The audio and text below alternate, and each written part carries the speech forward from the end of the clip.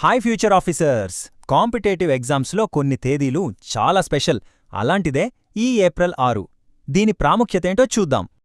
మరి ఏప్రిల్ 6వ తేదీని మన నోట్స్లో ఎందుకు పక్కాగా రాసుకోవాలి?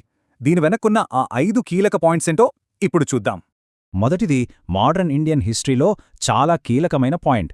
ఇది ఎగ్జామ్స్లో తరచుగా వస్తుంది.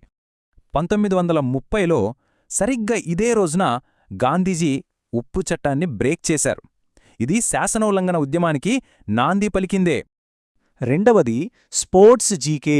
ఇక్కడ నుంచి కూడా ఒక ఇంపార్టెంట్ బిట్ ఉంది. 1896 ఏథెన్స్లో మొట్టమొదటి ఆధునిక ఒలింపిక్స్ మొదలైంది ఈరోజే. స్టాటిక్ జీకేలో ఇదొక గోల్డెన్ క్వశ్చన్. ఇక మూడో పాయింట్ ఇండియన్ పాలిటీకి సంబంధించింది. ఈ తేదీకి ఒక పొలిటికల్ ఇంపార్టెన్స్ కూడా ఉంది. 1980లో భారతీయ జనతా పార్టీ అంటే బీజేపీ అధికారికంగా ఏర్పాటైంది. అటల్ బిహారీ వాజ్పేయి దీని మొదటి అధ్యక్షుడు.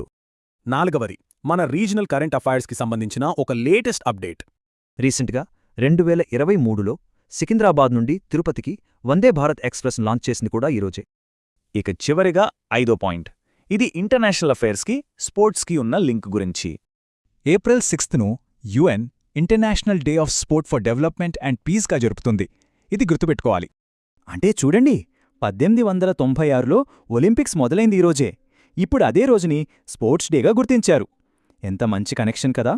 చూశారుగా, ఒకే తేదీ హిస్టరీ, పాలిటీ, కరెంట్ అఫైర్స్ అన్నింటినీ ఎలా కలుపుతుందో. ఇదే ఇంటిగ్రేటెడ్ ప్రిపరేషన్.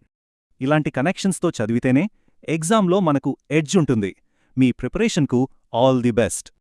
ఈ వీడియో మీకు నచ్చితే లైక్, షేర్, కామెంట్ చేయండి. మరిన్ని ఎడ్యుకేషనల్ వీడియోల కోసం కోర్ స్టెప్స్ ఎడ్యుకేషన్ ఛానల్ను సబ్స్క్రైబ్ చేయండి.